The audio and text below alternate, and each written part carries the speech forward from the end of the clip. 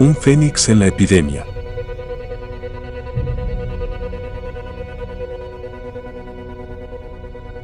Carlos había soñado desde niño con ser médico.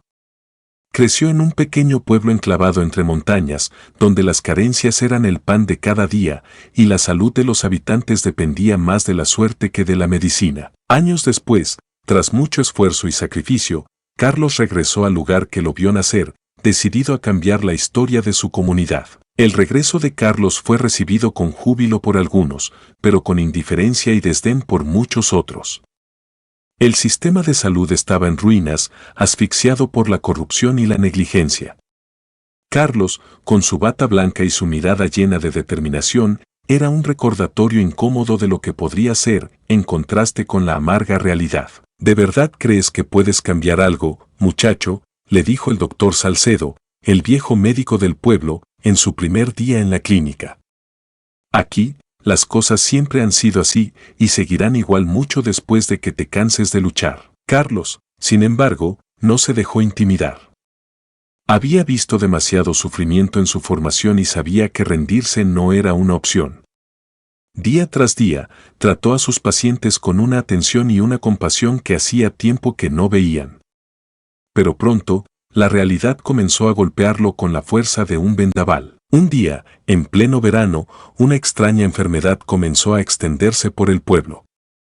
Lo que al principio parecía una simple gripe, con fiebre, tos y malestar general, pronto se transformó en algo mucho más peligroso. La fiebre se volvía incontrolable, los pacientes presentaban dificultades respiratorias severas y algunos desarrollaban una septicemia que resultaba letal en pocas horas.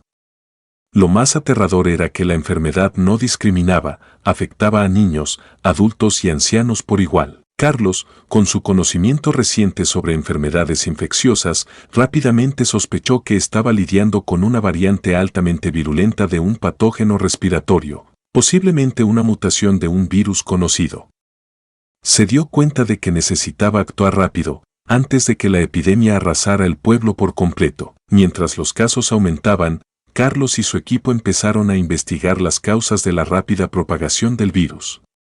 Utilizando los pocos recursos disponibles, tomaron muestras de sangre y realizaron análisis epidemiológicos para tratar de entender el patrón de contagio. Pronto, descubrieron algo inquietante.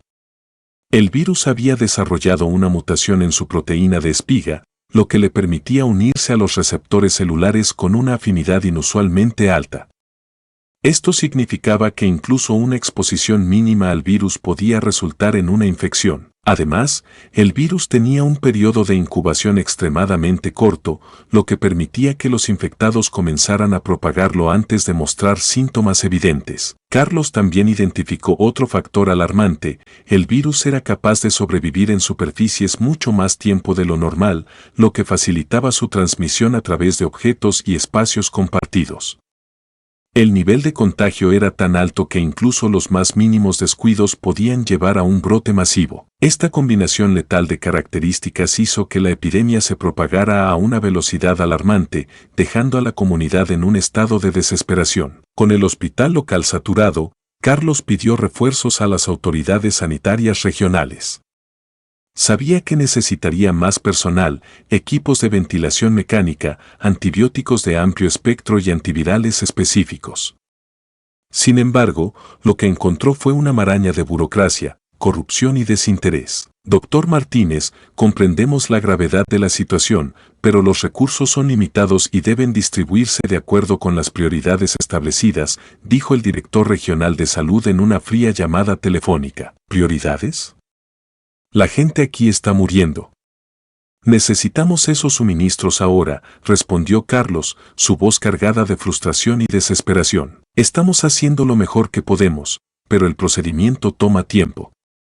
Le sugiero que haga lo que pueda con lo que tiene, fue la indiferente respuesta. Carlos colgó el teléfono, sintiendo una mezcla de rabia e impotencia. Sabía que estaba en una carrera contra el tiempo y que cada minuto perdido significaba más vidas que se apagaban.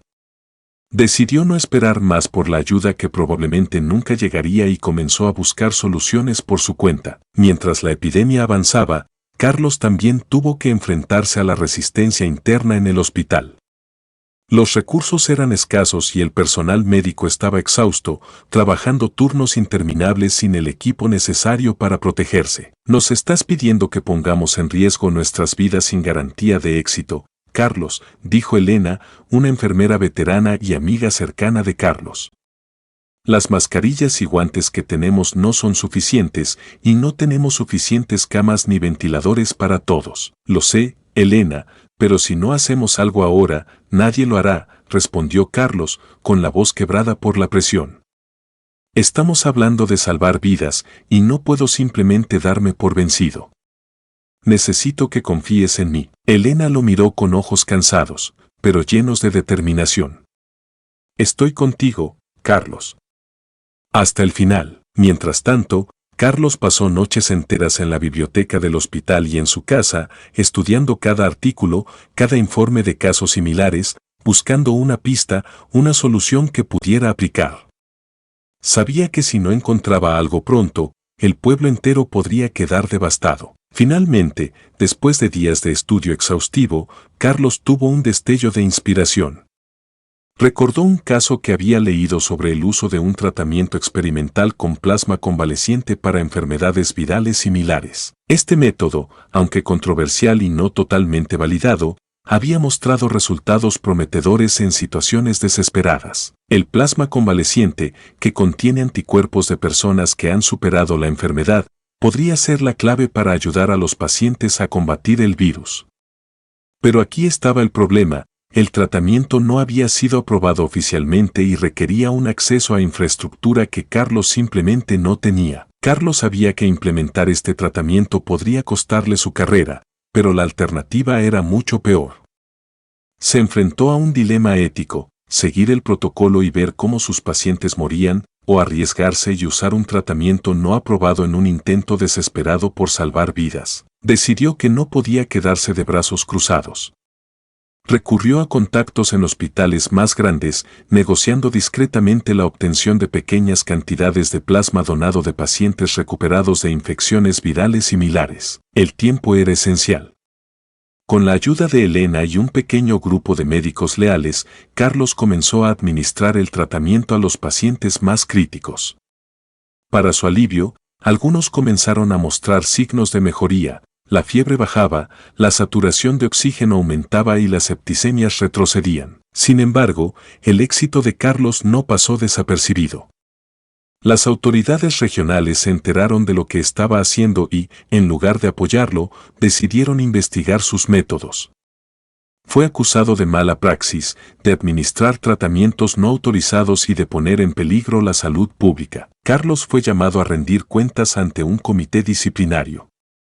Los mismos que habían sido negligentes ahora buscaban hacerlo responsable de sus acciones. Doctor Martínez, sus métodos no solo fueron no convencionales, sino potencialmente peligrosos. Ha omitido varios protocolos y ha puesto en riesgo vidas humanas, dijo el jefe del comité, con una voz llena de severidad. Mis pacientes se estaban muriendo, y ustedes no hicieron nada para evitarlo, respondió Carlos con una firmeza renovada. Tomé decisiones difíciles porque era lo correcto. Salvé vidas que de otro modo se habrían perdido. Y lo haría de nuevo si fuera necesario. El juicio se convirtió en un evento público. La comunidad, al principio confundida, comenzó a mostrar su apoyo a Carlos cuando se dieron cuenta de la magnitud de su sacrificio. Las historias de aquellos a quienes había salvado se difundieron y la presión pública comenzó a inclinar la balanza a su favor. Carlos defendió su posición con una mezcla de intelecto y pasión. Explicó en detalle el razonamiento detrás de su decisión de usar plasma convaleciente, incluyendo los estudios y datos que había revisado, y cómo había calculado el riesgo versus el beneficio. El plasma convaleciente contiene anticuerpos que pueden neutralizar al patógeno, dándole al sistema inmunológico del paciente el tiempo necesario para recuperar el control. Fue un riesgo calculado, basado en evidencias científicas, no en la desesperación, explicó Carlos ante el tribunal. El testimonio de los pacientes recuperados y de sus familias tuvo un impacto profundo. Carlos no solo había arriesgado su carrera, sino su vida y la de su equipo, todo en nombre de salvar a los demás. Finalmente, después de días de deliberación, el comité no tuvo más opción que absolver a Carlos. Pero más que eso, reconocieron su valentía y su ingenio, alabando su dedicación a la medicina y a la vida humana. Carlos fue reinstaurado en su puesto y se le dio la responsabilidad de dirigir un nuevo centro de investigación enfocado en enfermedades infecciosas en la región. Las autoridades, que antes habían sido sus detractores, ahora lo elogiaban públicamente como un héroe. El pueblo, que había estado al borde del abismo, comenzó a recuperarse. El ejemplo de Carlos inspiró a otros médicos y científicos a innovar, a desafiar el status quo y a poner la vida de sus pacientes por encima de cualquier otra consideración. Carlos, aunque cansado y marcado por la experiencia, sabía que su lucha estaba lejos de terminar. Pero ahora, no estaba solo. Había encendido una chispa, un fuego que no se apagaría fácilmente. El resurgimiento de su pueblo, y de él mismo, fue un testimonio del poder de la resiliencia humana. Con el tiempo, la historia de Carlos se convirtió en leyenda. Fue invitado a conferencias internacionales, donde compartió su experiencia y su enfoque innovador. Otros médicos siguieron su ejemplo, y el uso del plasma convaleciente se convirtió en un estándar en situaciones críticas. Pero para Carlos, el verdadero triunfo no estaba en los elogios ni en los premios. Estaba en las vidas salvadas, en el pueblo que renació de sus cenizas y en el hecho de que había demostrado que, con determinación, intelecto y corazón, incluso el más oscuro de los desafíos podía ser superado.